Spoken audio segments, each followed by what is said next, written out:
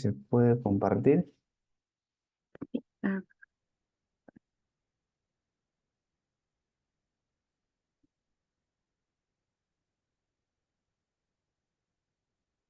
¿qué se visualiza? Muy bien, perfecto, muchísimas gracias.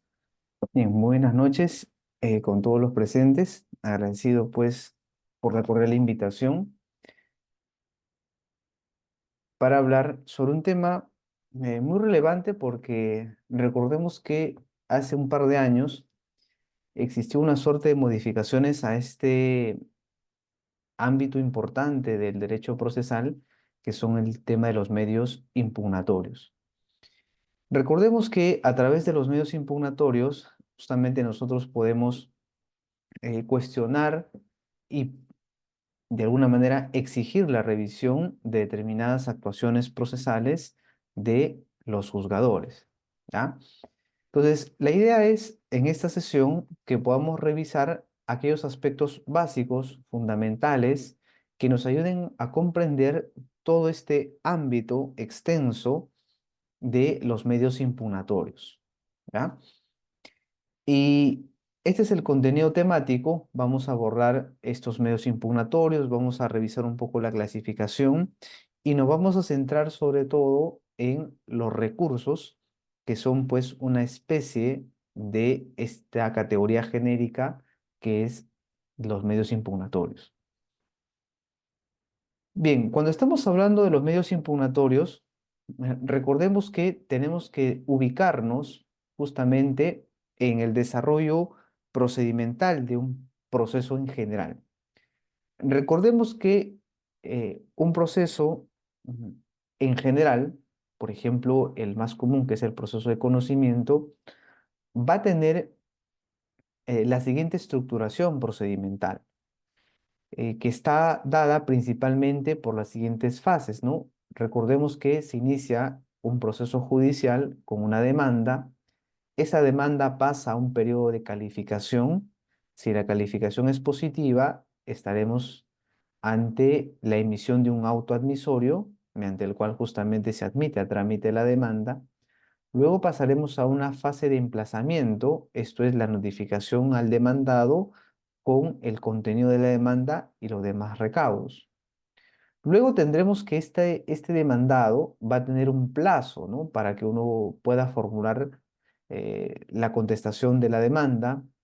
Luego se emite el auto de saneamiento, luego se emite la fijación de saneamiento probatorio y también el tema de la fijación de puntos controvertidos. Si es que hay prueba que actuar, se actúa las pruebas en esta audiencia de pruebas y finalmente se emite una decisión final. Lo que generalmente nosotros hemos ido conversando a lo largo de seguramente algunos estudios de pregrado o de posgrado es entender fundamentalmente que los medios impugnatorios están presentes muchas veces y en la mayoría de los casos a partir de la emisión de una sentencia. Sin embargo, tenemos que recordar que los medios impugnatorios van a estar o pueden estar presentes a lo largo de determinadas fases del procedimiento judicial. Nosotros vamos a ir revisando justamente frente a qué actos procesales que se emiten, ojo, en el trayecto, en el transcurso de un proceso judicial, van a poder ser impugnados, van a poder ser cuestionados. ¿Ya? Entonces, vamos a verificar qué medios impugnatorios uno puede interponer a lo largo del desarrollo de todo un proceso judicial y no únicamente centrarnos en revisar, pues que después de la emisión de la sentencia, recién uno va a poder activar estos medios impugnatorios. ¿Ya? Habiendo visto esto y ubicándonos un poquito en el contexto de ese proceso, de un proceso judicial, tenemos que preguntarnos entonces qué cosas son los medios impugnatorios. Recordemos pues que cuando estamos hablando de medios impugnatorios, son aquellos mecanismos que la ley va a conceder a las partes o terceros legitimados para que estos puedan solicitar al juez que este mismo, o sea, el mismo juez u otro, incluso de mayor jerarquía, pueda, ¿no? pueda revisar ¿no? Realizar un nuevo examen como tal de la misma resolución, ¿no? O también solicitar que un juez de superior jerarquía pueda justamente realizar un nuevo examen. Entonces, como se habrán dado cuenta, los medios impugnatorios son eso, ¿no? Mecanismos que nos ayudan a nosotros para cuestionar resoluciones judiciales, ¿no? O actuaciones procesales que un juez tenga bien realizar en el desarrollo de un proceso. Ahora, tenemos entonces que recordar que estos medios impugnatorios, ya, los medios impugnatorios, pueden ser interpuestos, ¿no? O van a ser interpuestos directamente ante un juez.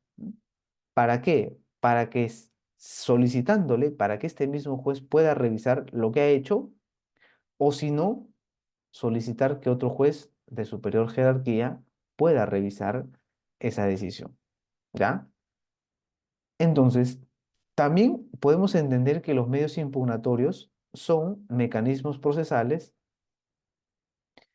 que, mediante los cuales las partes, entiéndase demandante o demandado, terceros legitimados, entiéndase, por ejemplo, litis consortes, ¿no? Necesarios, solicitan o bien la nulidad o bien la revocación, que puede ser total o parcial, también la nulidad total o parcial, de un acto procesal presuntamente afectado por un vicio, error. Entonces, ¿qué quiere decir esto? Si es que tú tienes un acto procesal, ¿no? Por ejemplo, una resolución, tú tienes un acto procesal en la que consideras que la emisión de este acto procesal tiene un vicio, ¿no? O error, tú frente a esto vas a poder interponer los medios impugnatorios, ¿ya? Entonces, tú interpones un medio impugnatorio contra una resolución que tú consideras que tiene una afectación por la existencia misma de un vicio o un error, ¿ya? Entonces, en este medio impugnatorio que tú presentes, tú vas a poder justamente peticionar, ¿ya? Vas a poder aquí peticionar, peticionar que esta decisión se declare nula o pueda ser revocada, ¿ya? O sea, es decir, cambiarse el sentido de lo decidido, ¿ya? Entonces, esos son los medios impugnatorios, mecanismos que me van a ayudar a mí a cuestionar la existencia de un vicio o un error dentro de una actuación procesal, como por ejemplo una resolución judicial, ¿ya? Ahora, lo siguiente que tenemos que también tener en cuenta es preguntarnos cuáles son esas causas, ¿no? Ustedes miran, doctor, ¿y por qué causas yo voy a poder voy a solicitar una revisión o por qué causas yo puedo interponer un medio impugnatorio, ¿no? Y la doctrina principalmente nos ha dicho de que las causas por las cuales, por ejemplo, yo les ponía hace un momento el ejemplo, tenemos una resolución judicial. Las causas por las que yo voy a poder interponer un medio impugnatorio, le decía yo, es por la existencia dentro de esta resolución, un vicio o un error, ¿ya?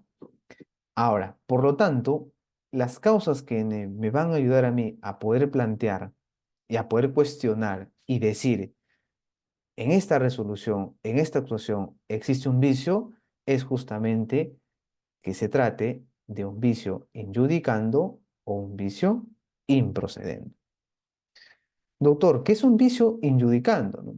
En doctrina, por ejemplo, el profesor Hurtado Reyes nos dice de que los vicios injudicando son también llamados o denominados errores de juicio, ¿no? Errores de juicio. Y estos vicios están constituidos por aquellos errores o defectos en la decisión misma del juez.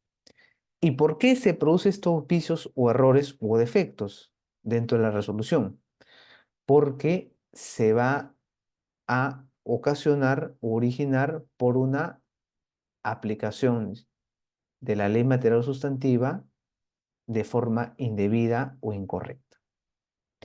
Por eso es que, por ejemplo, si uno revisa esta doctrina que les estoy indicando, nos dicen de que el vicio injudicando es cuando un juez comete un error al momento de interpretar, aplicar o no aplicar las normas sustantivas, ¿no? O las normas materiales del derecho material, ¿no? Sustantivo. Es decir, las reglas que están establecidas en el Código Civil para su configuración. Por lo tanto, si es que ustedes consideran de que una resolución judicial, por ejemplo, no se evaluó correctamente los requisitos del precario, no se evaluó correctamente los requisitos de la reivindicación, no se evaluó correctamente los requisitos, por ejemplo, para la resolución de un contrato, etcétera, uno va a poder cuestionar y dirá, no, en el presente caso existe un vicio injudicando toda vez de que el juez aplicó y no observó, o sobre todo interpretó indebidamente, incorrectamente estas normas del Código Civil porque no las observó debidamente, ¿no? Valga la redundancia. Y cuando estamos hablando de los vicios sin procedendo, estamos hablando aquí de efectos o errores en el procedimiento, ¿no? Y este sector de la doctrina procesal que les venía indicando considera que justamente los vicios sin procedendo es cuando estamos frente a problemas en la aplicación en el mismo procedimiento, esto es, en las reglas procesales, ¿tá? En las reglas procesales. ¿Qué quiere decir? Si es que un juez aplica mal y no observa o aplica indebidamente las normas procesales, por ejemplo, la prueba de oficio, ¿no? La prueba de oficio o alguna forma especial de conclusión del proceso, eh, o alguna actuación en sí como parte del procedimiento, ustedes dirán, incurrió en un vicio improcedendo, es decir, un vicio en el procedimiento. Por lo tanto, la doctrina que yo les estoy indicando es que las causas que van a originar estos, la impugnación, el que yo pueda plantear un medio impugnatorio, es porque existen vicios injudicando, vicios en la aplicación de las normas del Código Civil, derecho material, o vicio improcedendo cuando existe un cuestionamiento y yo considero de que hay errores en la aplicación de las normas procesales y de forma particular justamente en los procedimientos. ¿Ya? Entonces, la existencia de estos vicios me va a dar a mí pie y justificación para yo poder interponer un medio impugnatorio, porque yo voy a decir que en esta resolución judicial existen ambos vicios o existe alguno de ellos para justificar mi posición de la revisión de esta decisión. ¿Ya? Entonces, recuerden, esas son las causas. Ahora, habiendo visto qué cosas son los medios impugnatorios, cuáles son las causas por las cuales yo puedo interponer estos medios impugnatorios, tenemos que entrar a revisar cuáles son estas clases de medios impugnatorios. Y cuando estamos hablando de las clases de medios impugnatorios, nuestro propio Código Procesal Civil establece esta suerte de clasificación. No es que a la doctrina y a nosotros se nos ocurra decir que estos son los medios impugnatorios. Si uno justamente revisa el artículo 356 del Código Procesal Civil, claramente nos establece de que los mecanismos a través de los cuales yo voy a cuestionar actuaciones de un juez pueden ser a través de los recursos o a través de los remedios, ¿ya? Recursos o remedios. Esas son las dos clases de medios impugnatorios. Estas son las dos subclases, si se quiere, o subespecies de esta herramienta o instrumento procesal que tenemos para cuestionar actuaciones procesales de los jueces.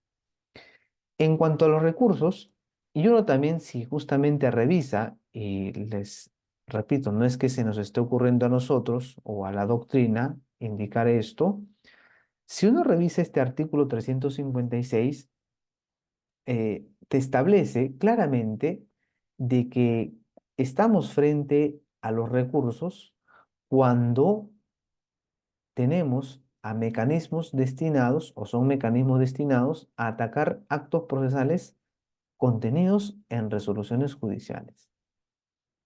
¿M? Contenidos en resoluciones judiciales.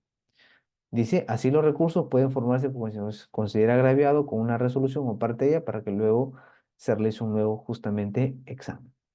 Entonces, según nuestra prescripción normativa en este artículo 356 del Código Procesal Civil, claramente nos establece de que si tú quieres cuestionar un acto procesal que está contenido en una resolución, tú tienes que utilizar el recurso. ¿Ya? Si tu vicio, si tu vicio o error está contenido en una resolución judicial, tú tienes que interponer un recurso de forma concreta. Y si ese problemita, esa actuación procesal, no está contenida en un acto procesal, en este caso en una resolución, tú podrás utilizar los remedios, ¿ya? Porque el mismo código, repito, en el 356, te dice, pues, justamente que uno puede formular este particular medio impugnatorio, que es el remedio, frente a actos procesales que no están contenidos en resoluciones judiciales, ¿ya? En resoluciones judiciales. ¿Y cuáles son esos ejemplos del tema de los remedios, ¿no? De forma particular, vamos a tener a los siguientes. Sobre la base del 356, uno puede empezar a hacer una suerte también de subclasificación de estos medios impugnatorios. Yo les he dicho que el 356 te dice cuáles son esos medios impugnatorios, esas herramientas a través de los cuales tú vas a poder impugnar, facilito, a través de los remedios o a través de los recursos. Y uno tiene que tener claro cuál es cuál para efectos de poder plantear correctamente este cuestionamiento, ¿ah? Porque vamos a ver más adelante que es incluso uno de los requisitos importantes que se tiene que tener en cuenta de cara a la formulación de un medio impugnatorio. Entonces, en cuanto a los remedios, según el código del 356 te habla el tema de la oposición o el tema del uso de la tacha. Y sobre todo te habla el tema, pero tenemos el tema de la nulidad. Ustedes habrán escuchado el tema de la nulidad procesal, ¿no? Nulidad de acto procesal. Ya. Según la configuración normativa de nuestro código, la nulidad debe entenderse justamente como un remedio. ¿Ya? ¿Por qué? Porque tú atacas actos no contenidos en resoluciones. Por ejemplo, ¿qué actos son no contenidos en resoluciones? Por ejemplo, el tema de la notificación. El acto de notificación no está contenido en una resolución judicial. ¿Qué pasa si es que se lleva a cabo una audiencia? Por ejemplo, te notifican a ti hoy día y para mañana quieren hacer una audiencia en un proceso civil, ¿no? Hay determinados plazos que se tiene que respetar, ¿no? ¿Qué pasa si es que en un proceso de divorcio tú haces un emplazamiento a todas las partes, pero no incorporas al Ministerio Público, ¿no? O sea, ahí también existirá una suerte de nulidad o una audiencia en la que no participa el juez, ¿no? Es llevada a cabo por un secretario. Entonces, es un acto procesal que no está contenido propiamente en una resolución judicial, ¿ya? Entonces, como verán, la nulidad es el ejemplo, el ejemplo, digámoslo así, paradigmático del remedio, ¿no? Porque vas a interponer frente a actos que no están contenidos necesariamente en resoluciones judiciales, ¿ya? Esa es la configuración normativa de nuestro código. En la doctrina también existe justamente una discusión de esta figura de la oposición y la tacha, ¿no? Porque dirán, ustedes por sus estudios de derecho procesal, dirán, doctor, esto de acá, la oposición y la tacha, son cuestiones probatorias. ¿Cómo usted me va a decir que son remedios? ¿Mm? Son remedios porque el propio código así lo dice, ¿no? Si uno revisa, esta es la transcripción del 356, te dice la oposición, ¿no? Y los demás remedios solo se interponen en los casos previstos en este código. Y la crítica de la doctrina va en ese sentido, ¿no? ¿Por qué es que la oposición es un remedio? Si uno escucha una oposición, es un tema de cuestión probatoria. O ustedes dirán, doctor, la oposición en la medida cautelar, ya, pero no es un remedio, ¿no? La tacha de igual manera. Entonces, aquí existe un problema de terminología, un problema en la regulación normativa de nuestro código. Y por otro lado, tenemos a los recursos. que es lo que justamente vamos a sentar en estudiar el día de hoy. Dentro de las subclases de recursos que yo puedo interponer, tenemos al recurso de reposición, el recurso de apelación, el recurso de casación y el recurso de queja. ¿Ya? Son estos los recursos que están establecidos en nuestro Código Procesal Civil que yo voy a poder formular. ¿Ya? Entonces, recuerden, si es que yo quiero atacar un acto que está dentro de una resolución judicial, es decir, quiero atacar particularmente a resoluciones judiciales, yo tendré que aplicar cualquiera de estos recursos. ¿Ya? Y vamos a ir distinguiendo un poquito y recordando frente a qué tipos de actos, de tipos de resoluciones judiciales, yo puedo plantear cualquiera de los recursos que estamos indicando. ¿Ya? Muy bien. Adicionalmente, en esta teoría general de la impugnación, hemos visto qué cosa es la impugnación, hemos visto las clases y también en nuestro Código Procesal Civil se detiene en brindarnos requisitos generales, ojo, requisitos generales que son aplicables para los medios impugnatorios en general. Y ahí tenemos la regulación del 357 y el 358 que nos hablan sobre requisitos de admisibilidad y requisitos de procedencia. ¿Ya? ¿Esto qué quiere decir? Si tú planteas un medio impugnatorio, ¿ya? Por ejemplo, le decía yo, hay una resolución judicial y tú quieres plantear un medio impugnatorio, vas a plantear tu medio impugnatorio también a través de un escrito, medio impugnatorio contra esta resolución. Ese escrito en el que va a contener tu medio impugnatorio va a tener que ser revisado, ¿no? Por el órgano jurisdiccional. Y la revisión implica la verificación de supuestos de admisibilidad y supuestos también de procedencia. ¿Ya? Entonces, no es que uno presenta una impugnación y automáticamente se le va a tener que dar, ¿no? Tiene que verificarse determinados requisitos de admisibilidad y procedencia. ¿Y cuáles son esos requisitos de admisibilidad que están, les decía yo, en el 357? Principalmente, el 357 nos recuerda algo muy fundamental de cara a la presentación de los medios impugnatorios, en general, ¿ah? Recursos o remedios. El primer requisito te dice, el medio impugnatorio se interpone ante el órgano jurisdiccional que cometió el vicio o error, el acto procesal o en la resolución, salvo disposición contraria. ¿Esto qué quiere decir? ¿Esto qué quiere decir? Supongamos que, supongamos que el proceso fue tramitado ante un juez civil, supongamos de Ventanilla, ¿no? Juez civil de Ventanilla. Y el juez civil de Ventanilla emitió una sentencia, ¿no? Emitió una sentencia. Y yo no estoy conforme con esa sentencia, lo que va a corresponder es que yo tendría que interponer frente a esta, yo interpongo un medio impugnatorio, ¿no? Un medio impugnatorio. Muy bien, entonces yo interpongo un medio impugnatorio. Y este medio impugnatorio que yo estoy planteando, repito, contra la sentencia, ¿a quién la tengo que dirigir? ¿A quién, perdón, le tengo que presentarnos? ¿Ante quién se interpone?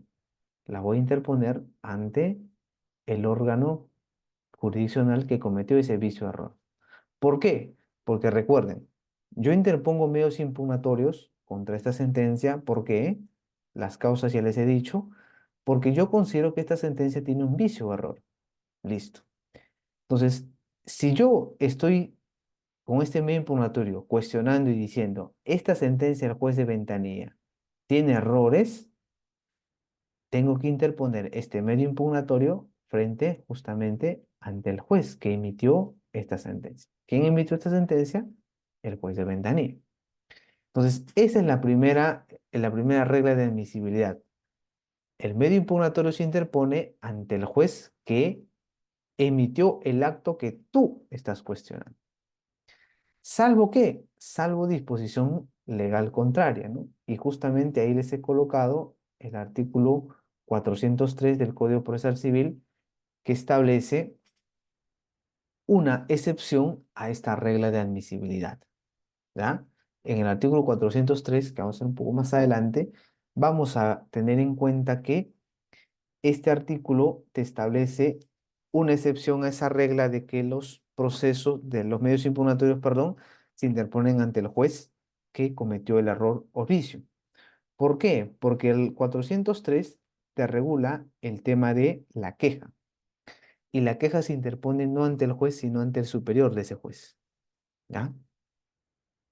Por eso es que es una excepción. Por lo tanto, repetimos, la regla general es que si tú planteas un medio impugnatorio, la vas a plantear ante el juez que cometió ese error que tú justamente estás cuestionando. ¿Ya? Ahora, otro requisito de admisibilidad según el 357 es observar el plazo y las formalidades previstas para cada medio impugnatorio.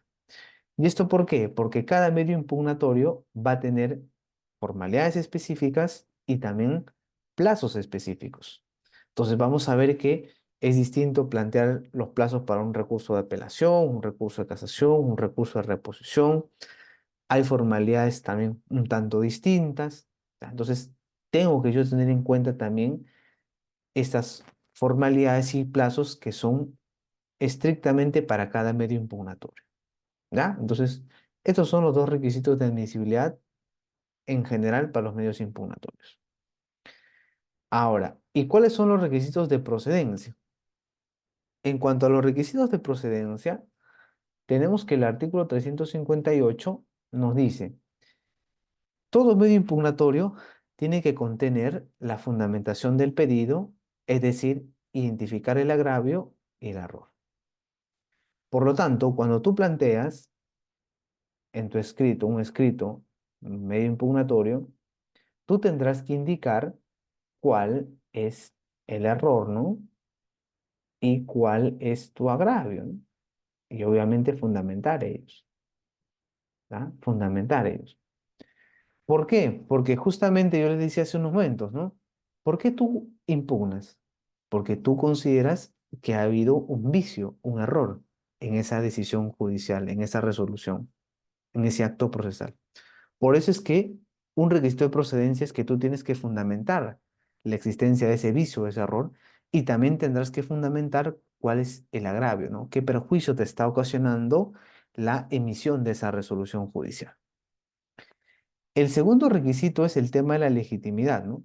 Que implica que justamente aquellos sujetos que forman parte del proceso son aquellos que tienen la legitimidad para poder impugnar esta decisión. Ya, no es que es cualquier tercero que va a formular una impugnación de un acto procesal, sino únicamente aquellos que han sido incorporados o están pendientes de incorporación al proceso.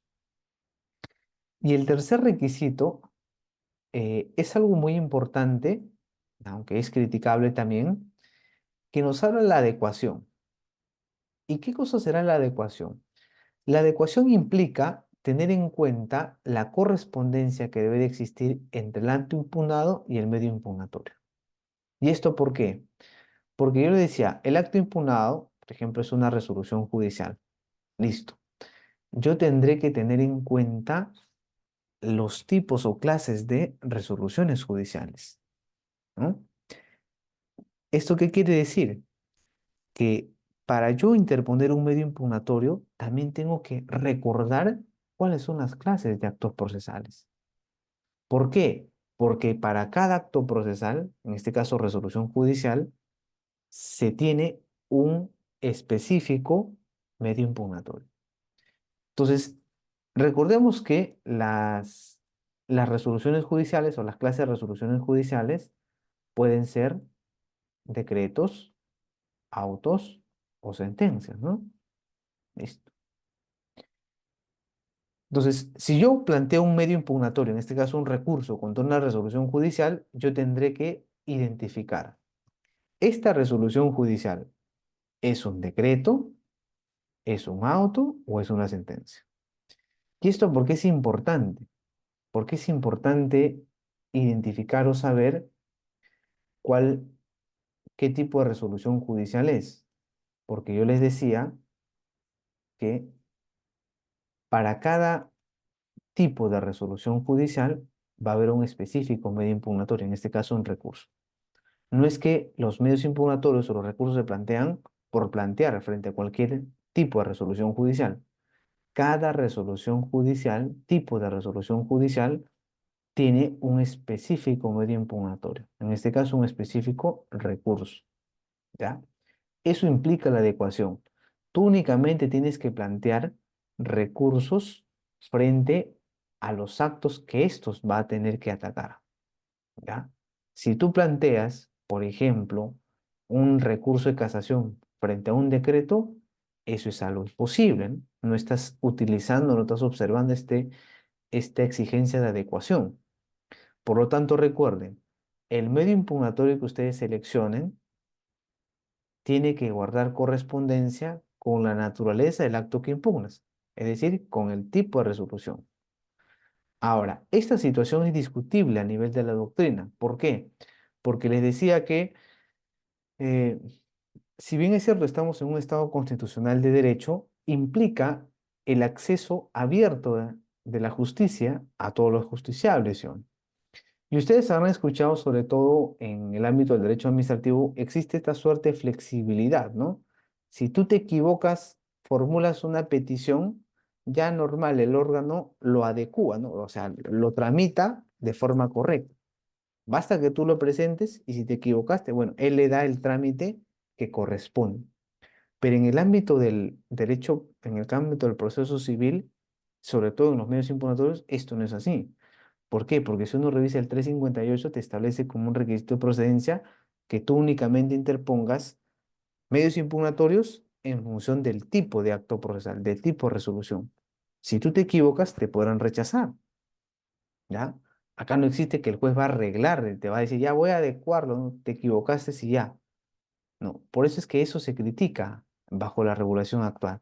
¿Debiera o no debiera el juez en permitir o aceptar medios impugnatorios que se presenten de forma incorrecta, ¿ya? De forma incorrecta? Entonces, esos han sido los requisitos en general para los medios impugnatorios para de admisibilidad, perdón, y también de procedencia, ¿ya? Muy bien. Ahora, entremos a revisar un poco el tema de los recursos. Yo les he dicho y ustedes ya eh, saben que los medios impugnatorios son remedios o recursos, ¿ya? Nos vamos a entrar, les decía yo, con el tema de los recursos. Cuando estamos hablando de los recursos, según nuestra normatividad civil, también tenemos que tenemos el recurso de reposición, el recurso de apelación, el recurso de casación y el recurso de queja, ¿ya? Son estos los recursos que están regulados y recogidos en nuestro Código Procesal Civil.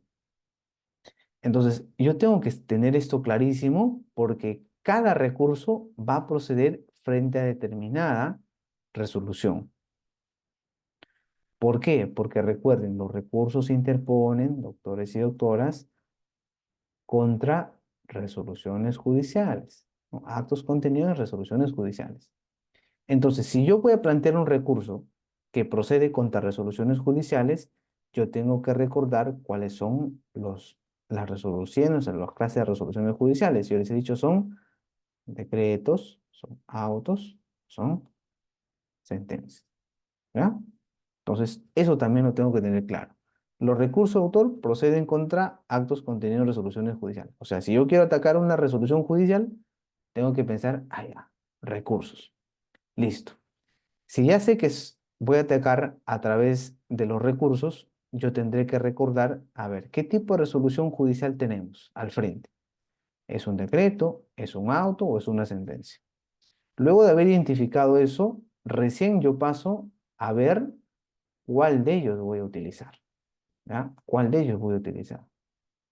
¿Ya? Entonces, creo yo que para poder empezar, los que seguramente recién están empezando, esta podría ser una forma para que se puedan ubicar, ¿no?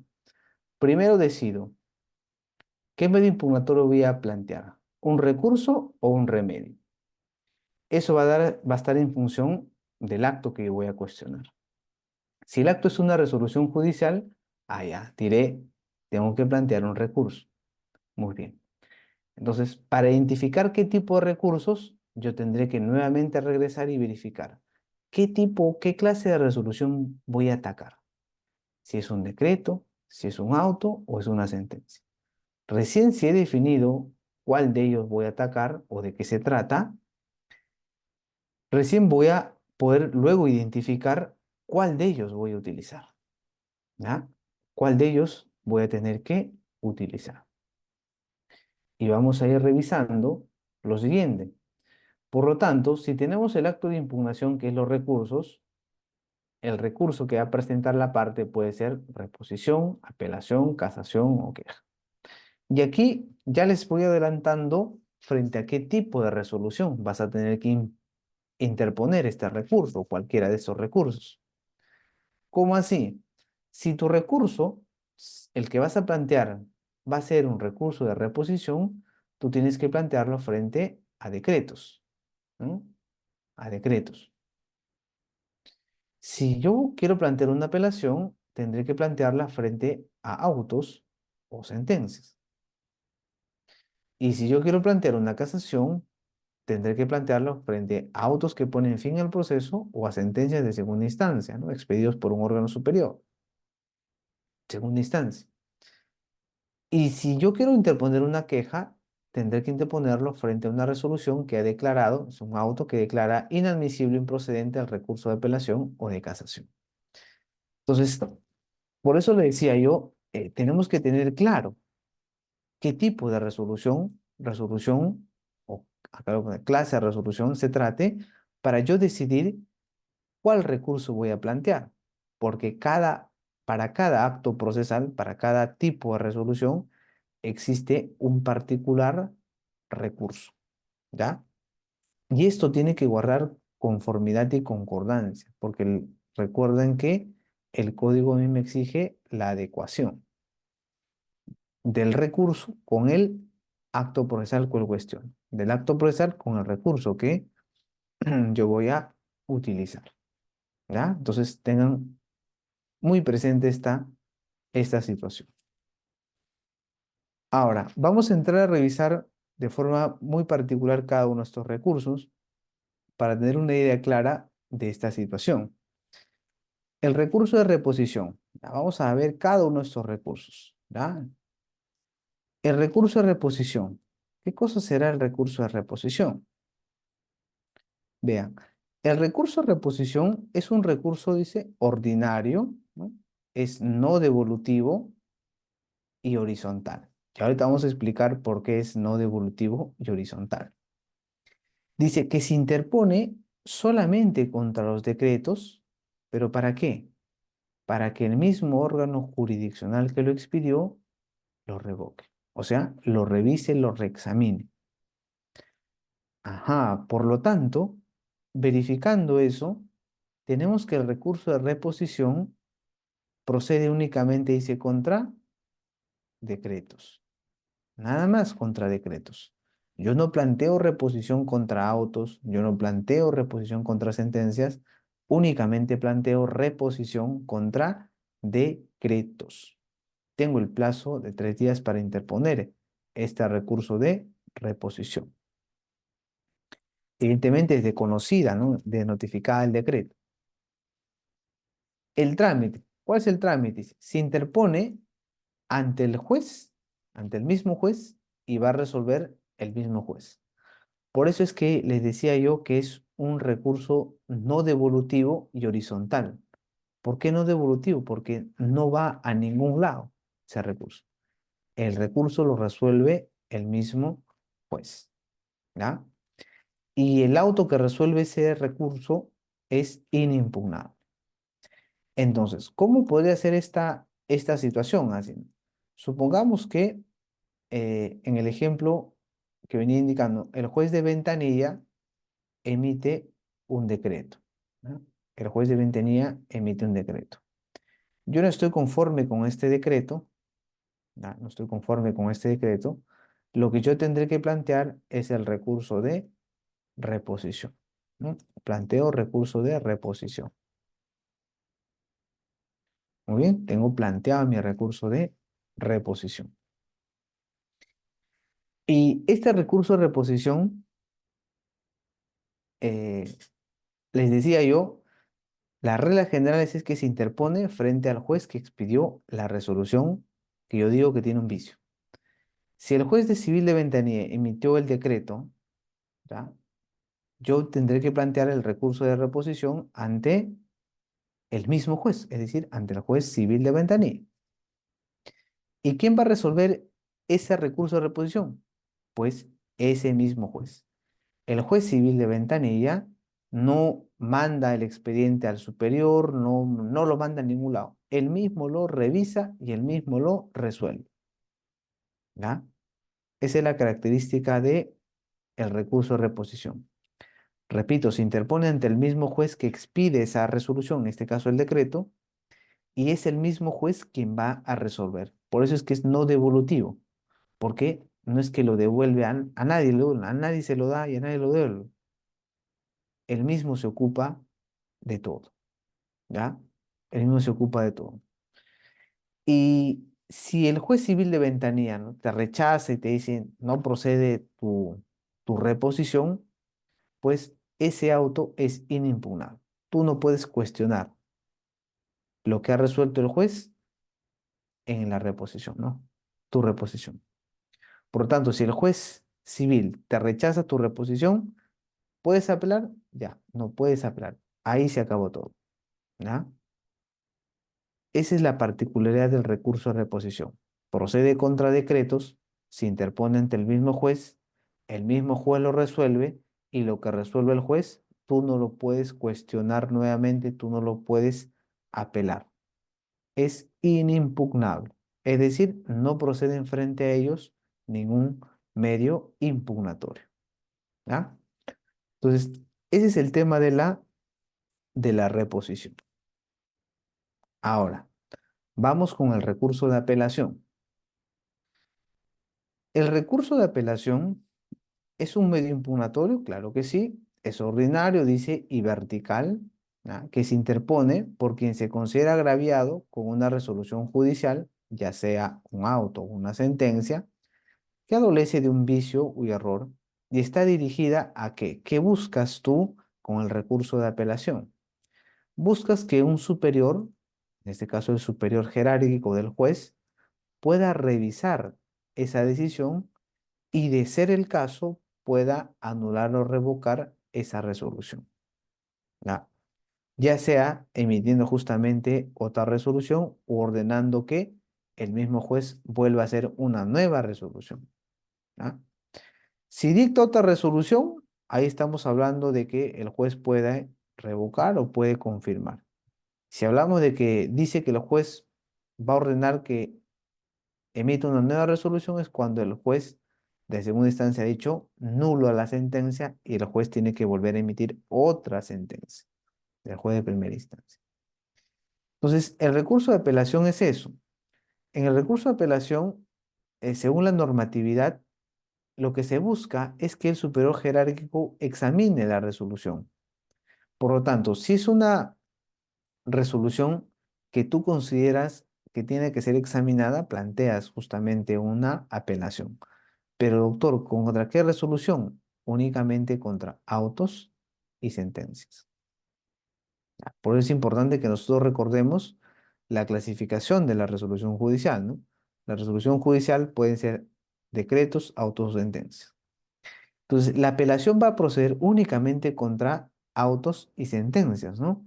Y tú vas a solicitarle a un juez superior que pueda revisar ese auto o sentencia que fue emitida por el juez de primera instancia, ¿ya? En cuanto a las sentencias, no cualquier sentencia, ¿no? Todas menos las que son impugnadas o son impugnables por casación. ¿Qué quiere decir? Si es que el juez de primera instancia emite una sentencia y luego va en apelación, el juez de segunda instancia, la sala, emite una sentencia frente a esa sentencia de la sala, ¿vas a poder apelar? No, ahí no cabe apelación. Ahí lo que cabería sería un recurso de casación. Además, te establece que no va a proceder también frente a determinados tipos de resoluciones, sobre todo autos, ¿ya? Y eso también ustedes tienen que recordarlo. ¿Por qué? Porque no todos los autos se apelan, ¿ya? No todos los autos se apelan. Porque si bien es cierto, yo le estoy diciendo, la apelación procede contra autos y sentencias, también tengo que precisarles de que no todo auto puede ser apelado. ¿Por qué? Porque existen autos que según el mismo código no son apelables, es decir, son inimpugnables, son inapelables. ¿Y cuáles son esos autos que yo no puedo apelar? ¿Cuáles son esos autos que yo no voy a poder apelar? A lo largo de nuestro Código Procesal Civil, justamente vamos a encontrar todas estos ejemplos en las que no se puede apelar, ¿ya? Por ejemplo, por ejemplo, eh, el tema de la tasación convencional, dicen, ¿no? Tasación convencional, artículo 729. Dice, el juez de oficio o petición de parte ordena la tasación si considera que el valor del inmueble está desactualizado, su decisión es inimpugnable. Listo. El tema de la expresión del apoderado por impedimento de recausación. Dice, el juez resolverá de plano siendo su decisión inimpugnable. Artículo 184. El 208 dice, la actuación de pruebas. La actuación de la inspección judicial en audiencia especial es inimpugnable. ¿Mm? 306, la trámite del impedimento. La resolución que resuelve la abstención es inimpugnable. O sea, tú apelarías un tema del impedimento, una abstención que se ha formulado, ¿no? Porque el código dice que no puedes, es inimpugnable. El tema de la aclaración, ¿no? 406, 407, aclaración y corrección de resoluciones, dice. La resolución que lo rechaza es inimpugnable, no puedes apelarlo. Liquidación de costa, dice. Transcurrir el plazo sin que haya observación, la liquidación es aprobada por resolución inimpugnable. No puedes apelar, ¿ya? Entonces, como se habrán dado cuenta, existen artículos en el Código Procesal Civil que te dicen que no vas a poder apelar determinados actos, determinados autos, ¿ya? Y esto es importante también que lo recordemos. Porque no vayamos a tener, porque yo he conocido casos en los que algunos abogados plantean apelaciones y los jueces lo rechazan porque justamente el texto de las normas de nuestro Código Procesal Civil, de los artículos de nuestro Código Procesal Civil, son claros, dice, son inimpugnables, ¿ya? Entonces, también tenemos que tener presente eso cuando uno está hablando de la apelación. Ya, entonces, recordemos que la apelación busca la revisión por un órgano superior. Esta procede contra autos y sentencias, salvo las excepciones que hemos visto. Y lo importante también en la apelación es la fundamentación del agravio. Y en cuanto a la fundamentación del agravio, bajo este término, fundamentación del agravio, el artículo 366 nos dice algo muy importante. En tu apelación, en tu escrito de apelación, según este artículo 366, uno tiene que indicar qué cosa. Dice la fundamentación del error de hecho o de derecho. ¿Qué quiere decir? Tú tendrás que en recurso de apelación indicar cuál es el vicio, pues, ¿no? ¿Cuál es el vicio o error? ¿Qué es error improcedente, injudicando? ¿Cuál ha sido el vicio que tú consideras que se ha producido?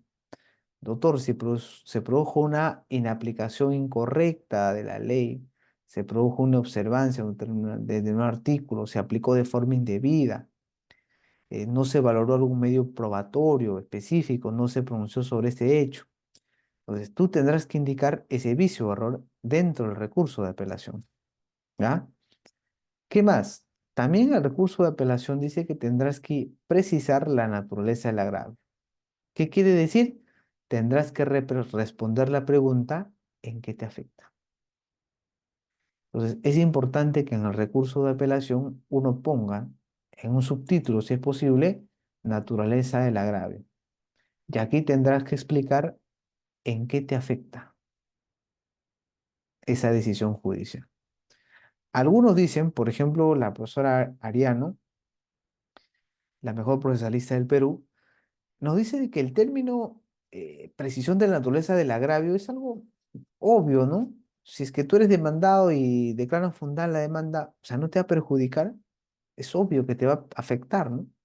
O si tú eres demandante y te rechazas y juez declara infundada la demanda, tú eres el demandante, ¿no te va a ocasionar un agravio? Esto parecería obvio, ¿no?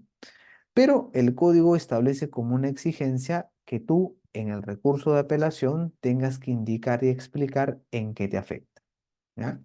¿Cuál es esa naturaleza del agravio que te está ocasionando?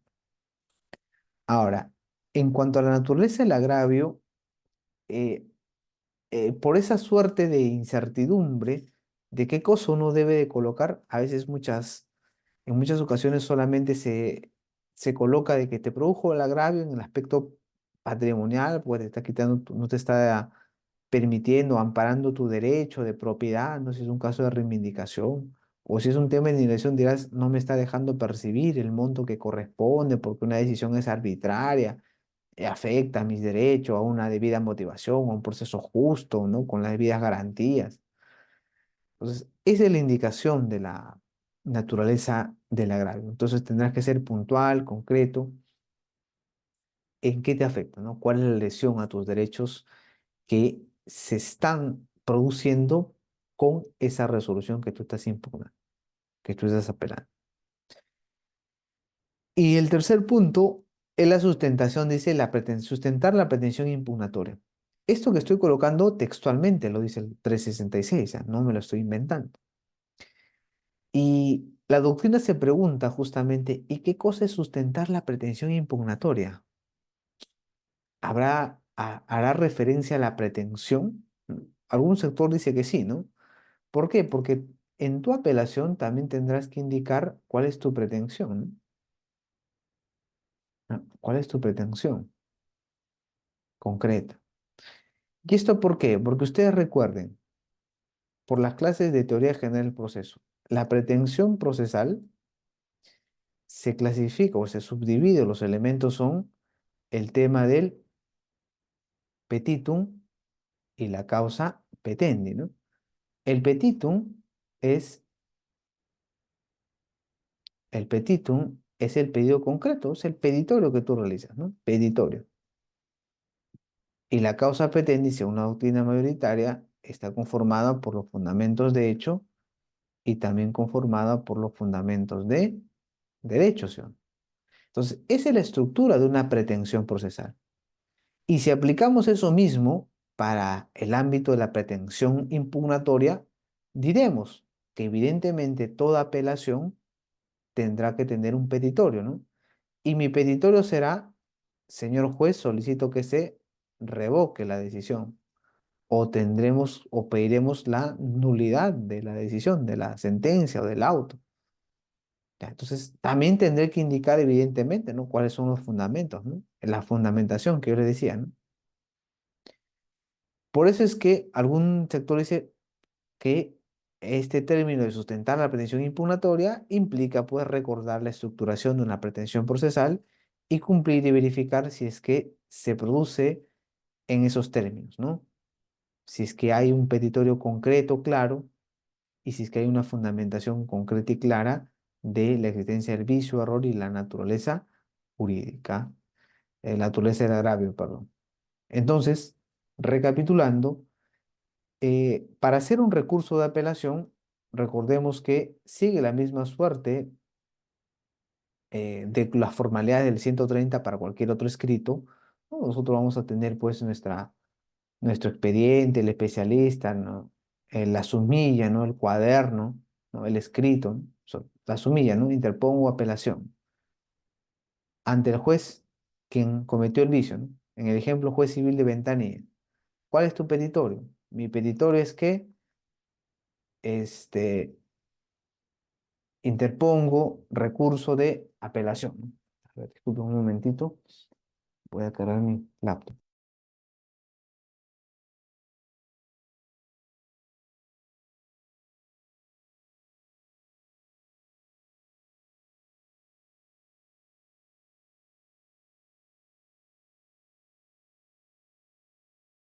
A ver, entonces le decía yo, el juez ante quien vas a dirigir tu recurso de apelación, ya la sabes. El juez ante quien cometió el vicio. Entonces, si el juez de ventanilla sacó esta resolución que yo quiero apelar, entonces, este auto que yo quiero apelar, tendré que ponerlo, señor juez de civil de ventanilla, tal. Identificas tú quién es la parte, formulas tú tu petitorio, ¿no? ¿Cuál será tu petitorio, no? Te pongo recurso de apelación contra resolución número tal, ¿no? Auto de fecha tal. Solicito que se eleven los autos al superior jerárquico para que se revoque o se declare la nulidad de la misma, ¿no? Subordinadamente la nulidad de la misma, ¿no? En atención a los siguientes fundamentos. Y ahí ponen los fundamentos, ¿no? Empiezas a identificar cuáles son los vicios injudicando, improcedendo, terminas con sustentar la naturaleza del agravio, si es que hay medios probatorios, incorporas medios probatorios, pones tus anexos, tus aranceles, tu firma y ya está. Eso sería la estructuración básica de un recurso de apelación, ¿no? Y eso no es necesario incluso tener un modelo de Internet o usar modelos de Internet si el mismo código ya nos establece cuáles son esos parámetros y exigencias. Solamente es revisar justamente estas exigencias o particularidades del recurso de apelación que están contenidas en nuestro código. Ya, entonces, esto es lo importante en el recurso de apelación en términos iniciales. Luego también tenemos que recordar que particularmente para el recurso de apelación se establece esos requisitos de admisibilidad.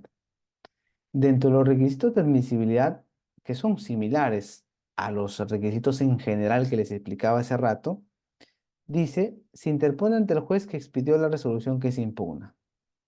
Si tú, si el juez civil de ventanilla les decía, emitió un auto que ustedes consideran de que está equivocado esta resolución, entonces vas a interponer tu recurso de apelación ante ese juez civil de ventanilla, porque es el juez que emitió la resolución que tú estás apelando.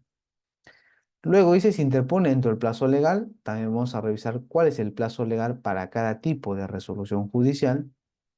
Y finalmente, les decía yo, acompañar la tasa judicial, ¿no? Es importante que también recordemos que los recursos de apelación, los medios impugnatorios en general, sobre todo los recursos, tienen justamente esta exigencia de acompañar el arancel judicial, ¿ya? Entonces, esos son los tres requisitos de admisibilidad. Ahora, en cuanto a los plazos, vamos a también que distinguir en función del tipo de proceso que se tiene y del tipo de resolución. Aquí en el cuadro les he ordenado, ¿no? Si estamos hablando de sentencias, tendré que tener en cuenta el plazo en función del proceso. Si es un proceso de conocimiento, yo tengo plazo de 10 días, abreviado 5, sumarísimo 3, ejecución 3, no condicio 3. Entonces ahí está la respectiva indicación normativa. Si son sentencias. Si son autos, tendré que distinguir si es que el auto fue emitido fuera de la audiencia o dentro de la audiencia. El plazo es similar, el plazo es igual, no hay problema. Y esto ustedes lo van a verificar en el 376 del Código Procesal Civil, ¿ya? La particularidad es de que si un auto se expide en la audiencia, la apelación se realiza de forma oral, ¿no? El juez le pregunta, ¿no? ¿Todo conforme? ¿Están de acuerdo? Y uno tendrá que indicar, formulo recurso de apelación con cargo a desarrollarlo por escrito en el plazo de 3 días, ¿no? Esa es la única diferenciación. Entonces, en función de las sentencias o autos, recuerden que la apelación procede contra sentencias o autos. Tengo que tener en cuenta también estos plazos, ¿ya? Tengo que tener en cuenta estos plazos. ¿Y cuáles son los requisitos de procedencia? Los requisitos de procedencia, según el 366, también sumamente importantes. Dice, la fundamentación de la pretensión impugnatoria, ya lo hemos indicado, la indicación del error de hecho o derecho incurrió en la resolución, la legitimidad, es decir, quién va a interponer, quién debe de interponer este recurso de apelación y la precisión de la naturaleza de él, del agravio. Entonces, si se habrán dado cuenta, tanto los requisitos generales como los requisitos especiales, en este caso para la apelación, ya nos dan una idea de cuál debiera ser el contenido de un escrito de apelación. ¿Ya? Les decía, ¿no?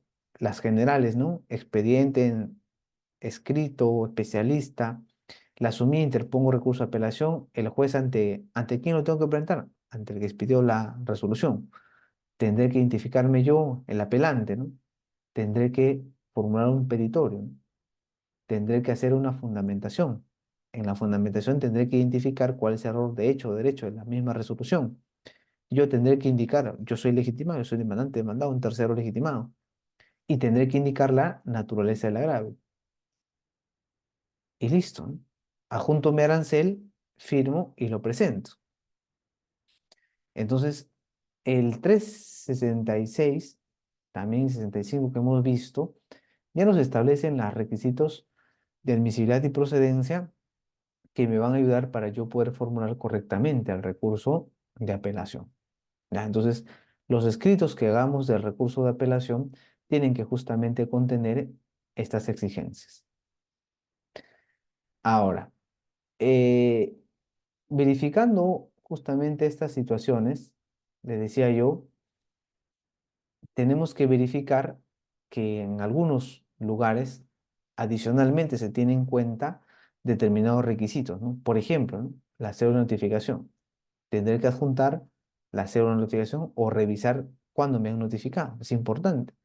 La autorización de recurso por el letrado, es decir, por el abogado. Tendrá que firmar el cliente. Recuerden que el 290 posibilita a los abogados a formular recursos por sí mismos, ¿no?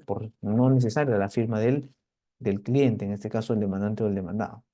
Planteas tu arancel, el plazo, observas y lo fundamentas, ¿no?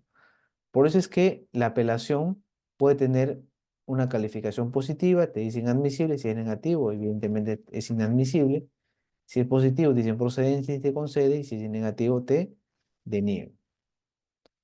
Pero lo importante viene aquí. O sea, lo importante y también lo que debemos de recordar es esto siguiente. Cuando nosotros estamos hablando de el recurso de apelación, tenemos que recordar que si a ti te conceden el recurso de apelación, o sea, el juez califica, aquí hace una calificación procedente, el juez lo que va a determinar en función de la normatividad que está en nuestro Código Procesal Civil, te va a decir que la apelación te la concede con efecto suspensivo o te la concede sin efecto suspensivo.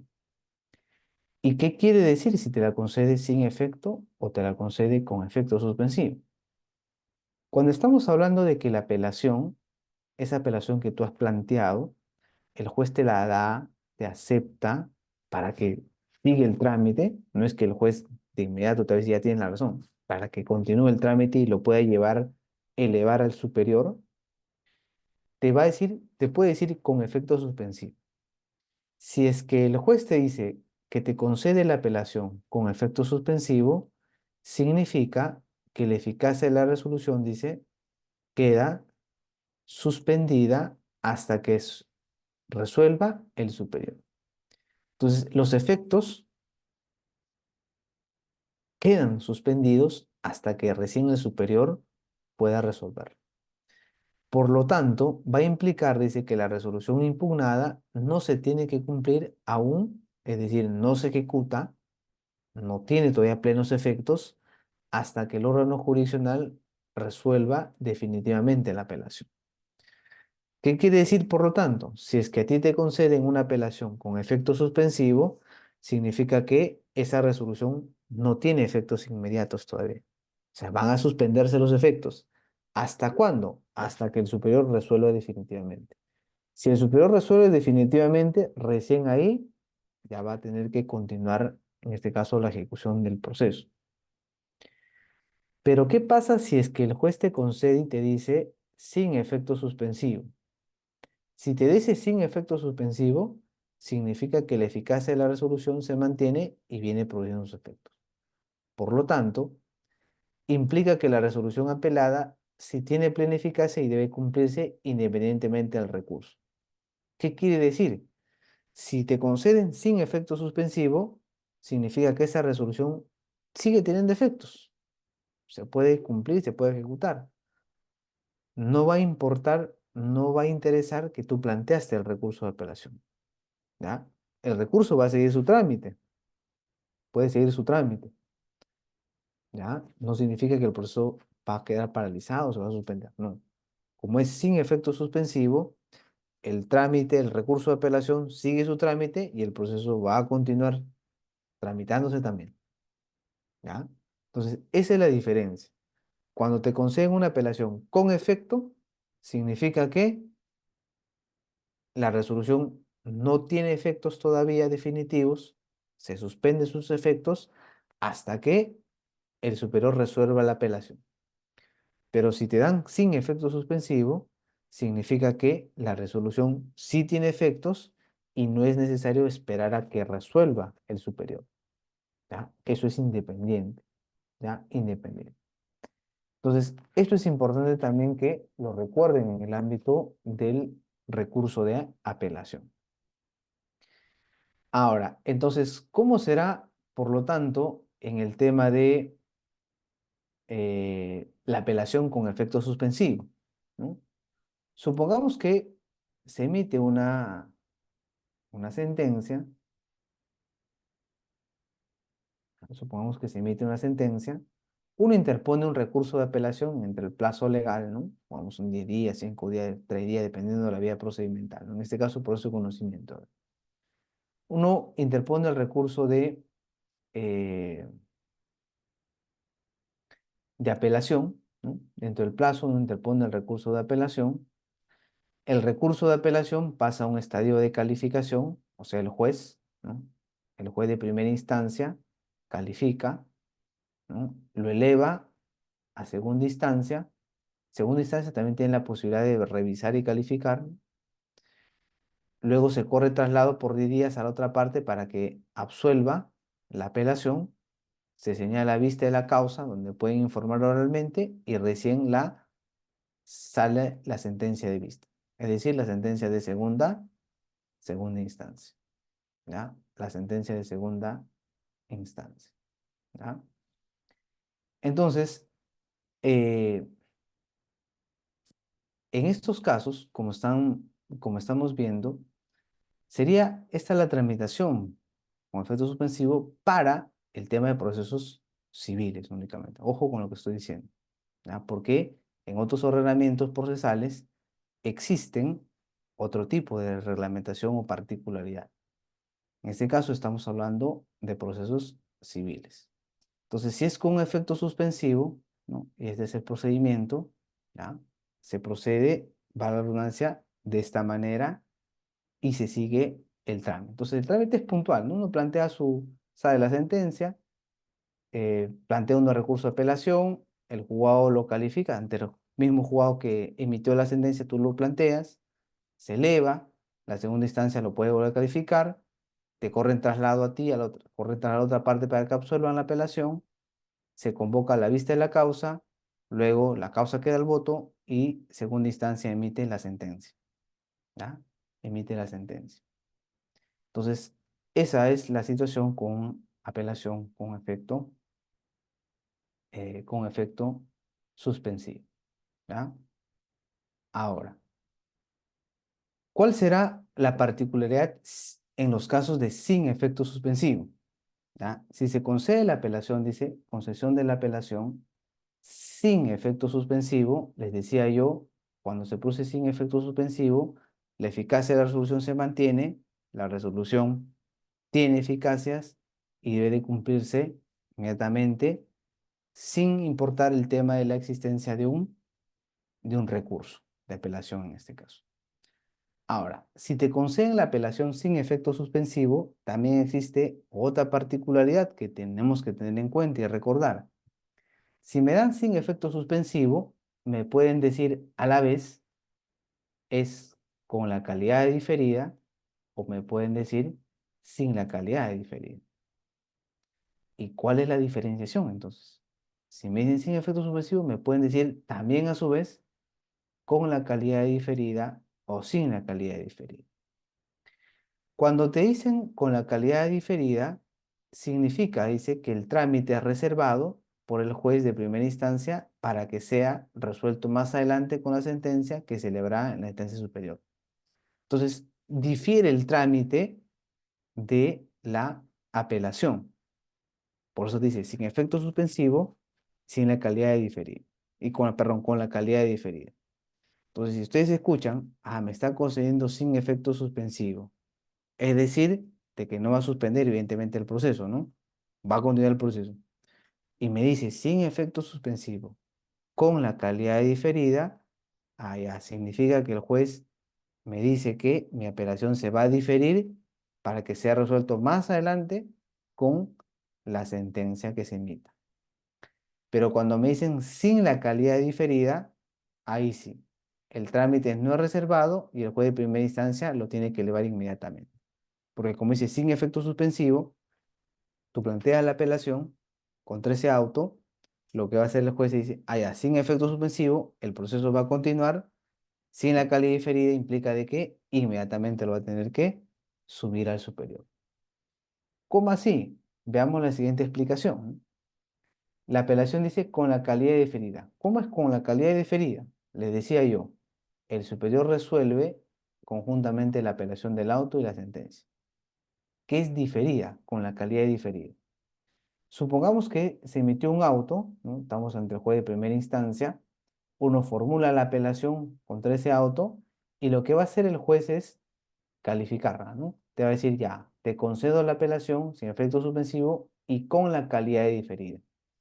Cuando te dice con la calidad de diferida, eso va a implicar que se reserve esa apelación del auto que estás haciendo, se va a resolver hasta qué, hasta después de emitir la sentencia, tú formules la apelación. Entonces, si tú formulas la apelación de la sentencia, lo que va a hacer este juez es, ya, yo voy a tener que recién subir el auto más la sentencia, todo junto, recién lo subo al superior. ¿Qué quiere decir? Que espero primero emitir la sentencia para luego, si es que apelas la sentencia, conjuntamente subo todo recién al superior. Por eso dice diferida, ¿no? Difiere el tiempo de elevación hasta que se emita la sentencia y sobre todo hasta que se formule apelación o no. ¿Por qué? Si tú, por ejemplo, eres el demandado, ¿no? Planteaste la apelación del auto, el juez te la concedió sin efecto sucesivo con la calidad diferida, pero tú no llegas a apelar la sentencia, no va a tener que subir tu apelación del auto, porque la condición es que tienes que también apelar la sentencia. Entonces, recapitulando, si es con la calidad diferida, implica de que tú planteas la apelación, se da la calificación, pero se reserva, es decir, se difiere hasta que tú apeles la sentencia. ¿Para qué? Para que el juez de primera instancia suba la apelación del auto más la apelación de la sentencia, conjuntamente van al superior. ¿Ya? Eso es cuando es con la calidad de diferida. Ahora, ¿cómo es sin la calidad de diferida? Les decía yo, sin la calidad de diferida es el trámite no es reservado, primera instancia lo eleva al juez de forma inmediata. Si te conceden una apelación sin la calidad de diferida, significará, ¿no? Estamos ante el juez de primera instancia. Saca el auto, tú apelas ese auto, el juez lo que va a hacer es calificar, la va a conceder y va a elevar la apelación directamente al superior. Y evidentemente va a continuar el proceso, ¿no? Va a continuar el proceso. Es sin efecto suspensivo y sin la calidad diferida. Continúa el proceso y el juez eleva ahí. Ya no lo difiere hasta que saque la sentencia. Lo hace inmediatamente. ¿Ya? Lo hace inmediatamente. Esa es la diferenciación entre sin la calidad y con la calidad. Con la calidad, recuerden, tú apelas, el jugador te lo concede, pero dice con la calidad diferida. Ya, significa que se reserva, se difiere hasta que formules tu apelación de la sentencia, para que juntos lo suban. Pero si es sin la calidad de diferida, apelas, el juez va a tener que subirlo inmediatamente. Forma un cuaderno y lo sube, y lo manda directamente a la instancia superior, ¿no? A segunda instancia. Ya no espera emitir la sentencia. Es directo. Y la gran pregunta es, doctor, ¿cómo sé y dónde está con efecto, sin efecto suspensivo? Ustedes van a encontrar en esta lista de artículos del Código Procesal Civil ejemplos con efecto suspensivo contra qué autos procede y de qué manera procede con efecto suspensivo. Esta es la lista. Y por otro lado, les he planteado también, recopilando de un libro del profesor Rioja, aquellos artículos en los que expresamente te dicen o te dan a entender de que la apelación va a tener que ser sin efecto suspensivo. ¿Ya? Entonces acá hay con efecto y sin efecto, ahí están los artículos en donde ustedes van a poder revisar donde te dice sin efecto, ¿ya? Sin efecto. Por ejemplo, en el caso del el 690, ¿no? Dice, la contradicción. Dice, la contradicción se sustenta en otras causales, la rechaza liminarmente por el juez siendo esta decisión apelable sin efecto suspensivo. Sin efecto suspensivo. El 691, el auto que resuelve la contradicción poniendo fin al proceso único de ejecución es apelable con efecto suspensivo. Entonces, los propios artículos del Código Procesal Civil te dicen también cuándo es con efecto y cuándo es sin efecto. Y también me preguntarán, doctor, ¿y cuándo es sin efecto suspensivo con la calidad diferida, sin la calidad diferida? También existen algunos artículos del Código Procesal Civil que te establecen cuándo es con efecto suspensivo, con la calidad diferida y también sin la calidad de diferida. ¿Ya? También ahí se los estoy planteando. Y finalmente, ya para ir concluyendo, eh, vamos a ir rápidamente a revisar el tema del recurso de casación, que como ustedes saben es un recurso de carácter extraordinario, ¿ya? Que implica que el máximo órgano de nuestro ordenamiento jurídico judicial pueda revisar algunas situaciones concretas para efectos de poder adecuar la paz social y sobre todo adecuar la normatividad y la aplicación de esta a nivel nacional. Por eso es que el recurso de casación es un recurso extraordinario, no es una tercera instancia, es un recurso vertical, ¿no? Porque estamos ante un vértice vertical. Tiene la función de unificar y fijar justamente la jurisprudencia.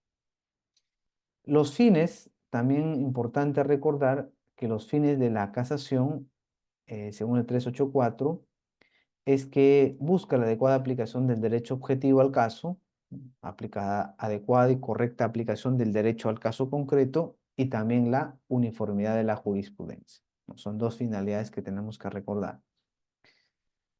Y las causales, vean ustedes, les decía yo que en el año 2022 hubo justamente una modificación tremenda a en los medios impugnatorios y de forma muy concreta el, el recurso de casación. Y las causas por las cuales uno va a poder plantear un recurso de casación son estas. Primero, dice, observancia de las garantías constitucionales.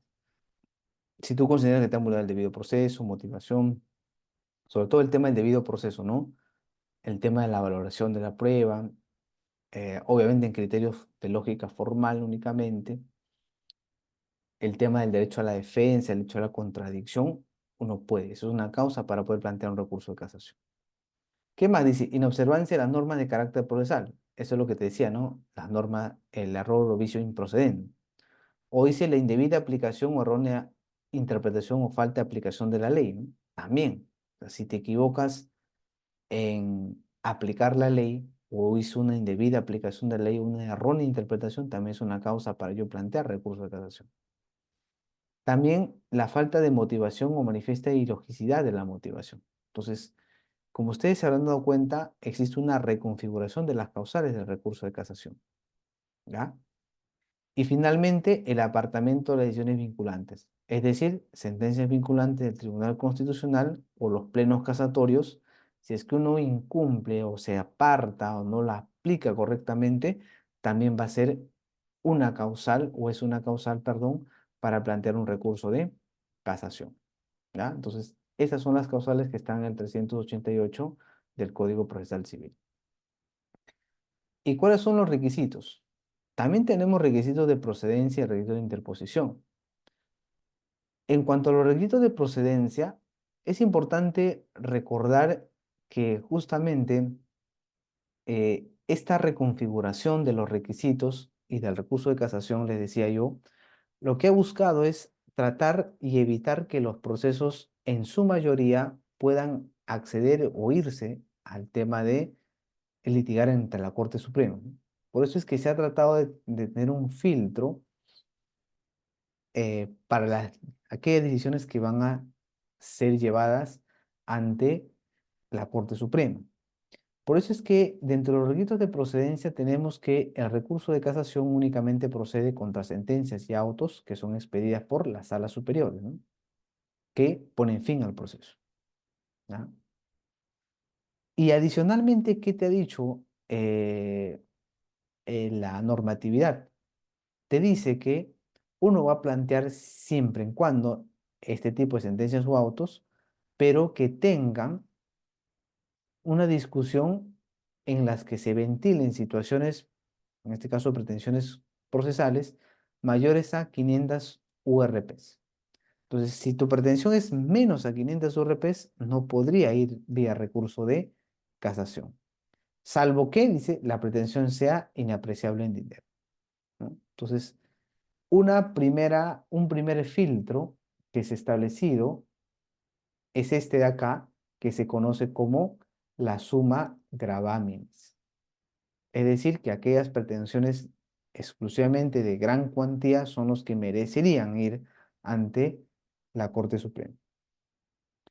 El otro requisito importante es que uno va a poder plantear casación contra sentencia de autos expedidos por las salas superiores siempre que el pronunciamiento dice segunda instancia revoque en todo o en parte la decisión de primera instancia o el pronunciamiento de segunda instancia dice no sea anulatorio.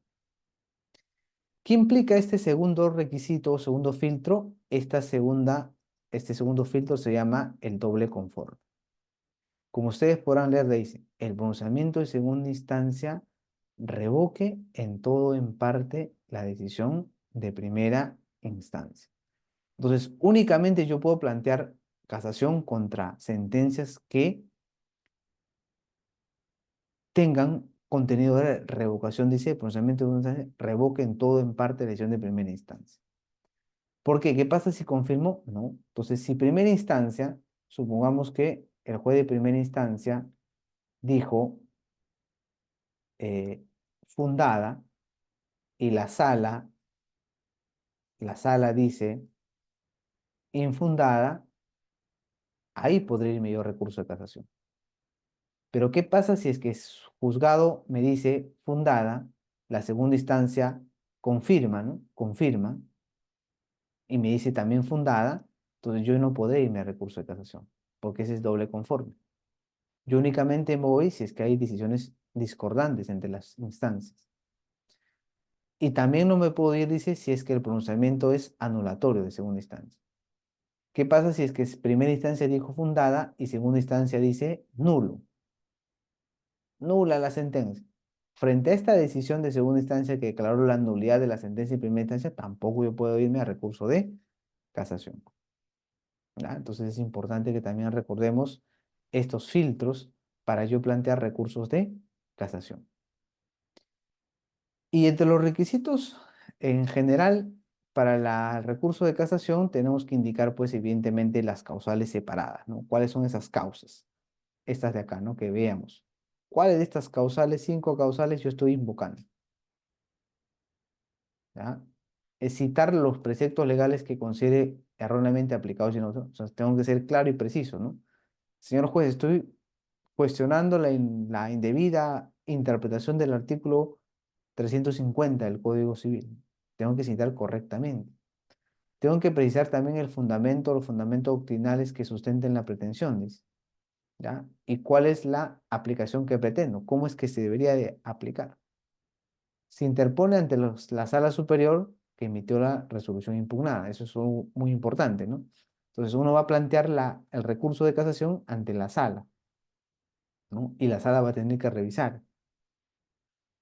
Se interpone dentro del plazo de 10 días, eso también ya lo habíamos conocido, ¿ya? Y adjuntar pues la tasa, ¿no? El arancel judicial para el recurso de casación. Los supuestos de improcedencia, en general, si es que no se cumplen lo que hemos dicho, ¿no? Los requisitos y las causales, va a originar que se declare improcedente. Si yo planteo casación contra resoluciones no impugnables, también, ¿no? En esos, en estos de acá que hemos visto, si yo planteo frente a estos que estoy incumpliendo, no va a proceder también al recurso de casación. O si el recuento hubiera consentido la resolución adversa de primera instancia y esta fuera confirmada por la resolución objeto del recurso. Invoca violaciones de la ley que no hayan sido deducidas en los fundamentos de su recurso de apelación. Entonces, esto es importante también, ¿no? Invoca violaciones que no hayan sido deducidas en los fundamentos del recurso. O sea, si recién se te ocurrió a ti decirlo ante la Corte Suprema, el recurso de casación, carezca de fundamento y se hubieran desestimado otros recursos iguales y no presenta argumentos suficientes para que se modifique el criterio.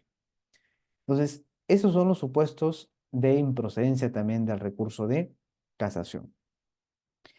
Y el trámite es puntual, ¿no? Si la sala emite una sentencia, uno va a plantear el recurso de casación en el término de 10 días, la sala superior es que revisa y eleva el expediente a la Corte Suprema hace la revisión, tiene 10 días para llamar a la audiencia de casación, es una vista de la causa, y luego emite la sentencia, ¿no? La sentencia casatoria, ¿ya? La sentencia casatoria. Entonces, así, en pocas líneas, es que se tramita, digamos, o es la tramitación de este recurso de un recurso de casación. Ya lo importante es que tenemos que recordar cuáles son esas específicas causales, lo que se ha cambiado así el tema de las causales, el tema del trámite, sobre todo el tema de los filtros que hemos visto, ¿no? La summa gravamen y también la situación del doble conforme. Ya es importante que tengamos que tenerlo en cuenta en la formulación de un recurso de casación. ¿Ya? Muy bien, estimados. Este ha sido una sesión maratónica. Les agradezco su participación. Hemos tenido más o menos casi hora y media de clases en las que hemos revisado los aspectos generales y también específicos de los medios impugnatorios en nuestro proceso civil. ¿Ya? Muy bien, les agradezco su participación y quedo a disposición de algunos que seguramente quisieran hacer algunas preguntas o también intervenciones. ¿Ya? Muchísimas gracias. Listo, doctor, muchísimas gracias. Tenemos unas preguntas en el chat. La primera pregunta de la señorita Ana, que dice, ¿cuáles son los autos que se expiden en una articulación?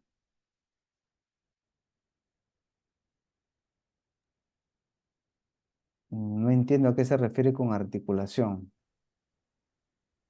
No sé si me podría Mm, precisar, estimada Ana. ya. Mientras que, por favor, la señorita podría precisar. Por mientras vamos a pasar a la siguiente pregunta. De Tito Sánchez Mera. Para el caso de los recursos de casación en procesos laborales, por mandato de la nueva Ley Procesal del Trabajo, las sentencias de vista deben ejecutarse. Esto implica que el mandato judicial que ampara derechos laborales deben ser plenamente ejecutables o su ejecución sería provisional. Sí, efectivamente, cuando estamos hablando, les decía yo también en la explicación, en el ámbito del proceso civil es así, ¿no? Se mantiene esa particularidad. Pero en el caso de el tema de los recursos de casación que están, bueno, que se plantean frente en el ámbito laboral, es como dice el doctor, ¿no? No es un tema de que se suspenda estas situaciones son los recursos de apelación porque implica una actividad provisional por la naturaleza justamente de las pretensiones, ¿ya? Pero en el proceso civil es distinto. Listo, doctor. Y como última pregunta tenemos a Ángela que dice, en una apelación de alimentos es sin efecto suspensivo. Una vez que nos concede la apelación, ¿se puede presentar medio probatorio?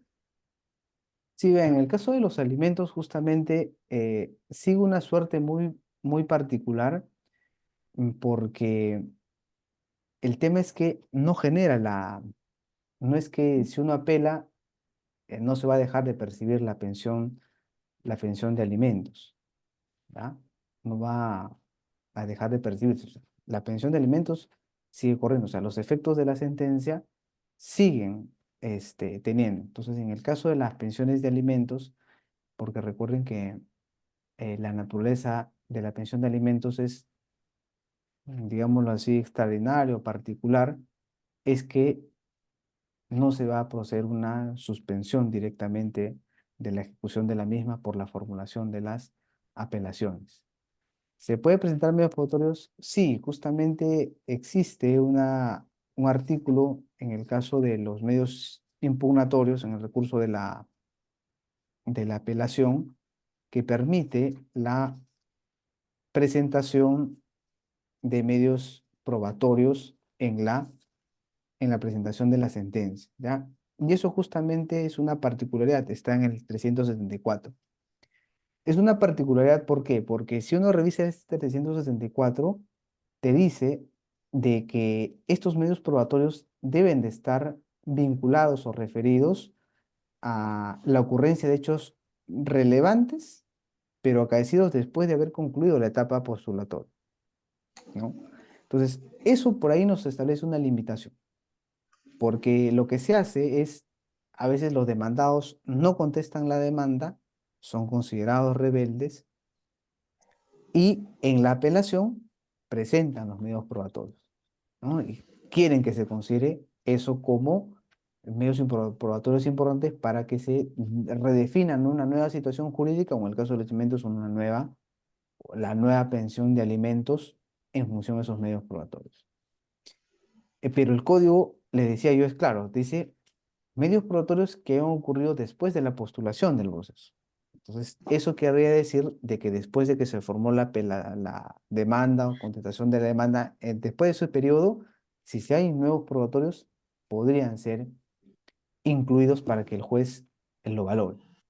Sin embargo, a pesar de que existiera esa restricción probatoria para efectos de los medios impugnatorios, las apelaciones, me he tocado con situaciones en las que los jueces valoran. ¿Por qué? Porque dicen que es en función del interés superior del niño y también en función de garantizar el derecho del demandado.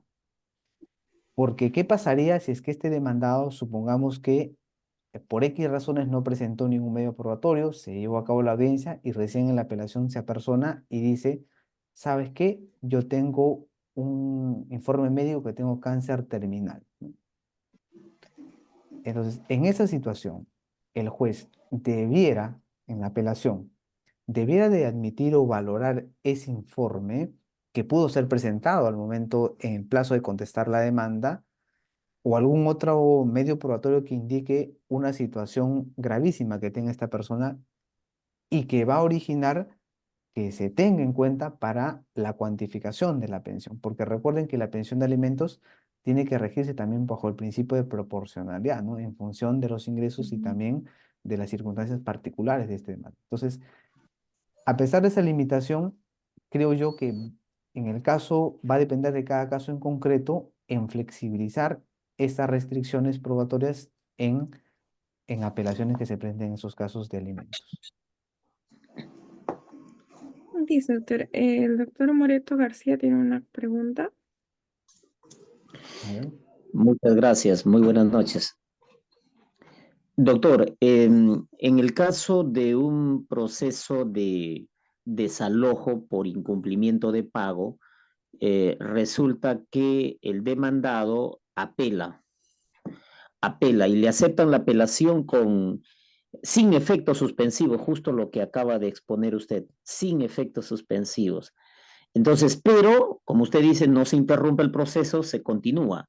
y esa continuación ha sido justamente ya la ejecución, la devolución del bien. Ya el titular del bien eh, está en posesión, ya tomaron posesión. Entonces, esa apelación sin efectos suspensivos podría revertir que al propietario del bien puedan decirle, bueno, pues ya tú no entrégale al inquilino moroso o en qué termina todo esto. Muchas gracias.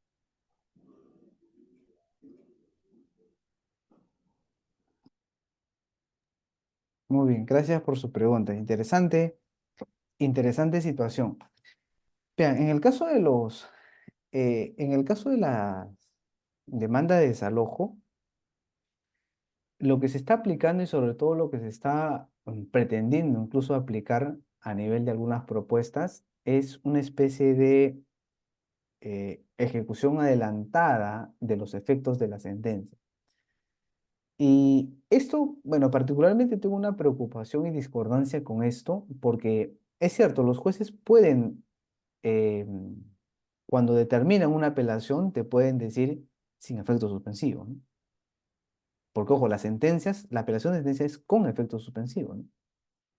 La apelación de las sentencias que dan por concluido un proceso es con efecto suspensivo. Eso te dice el 371. Entonces, esa es la regla general, ¿no? La apelación de las sentencias, según el 371, son con efecto suspensivo. Sin embargo, existe también la posibilidad de que uno pueda solicitar al juez y argumente por qué no debía ser con efecto suspensivo y debe ser sin efecto suspensivo.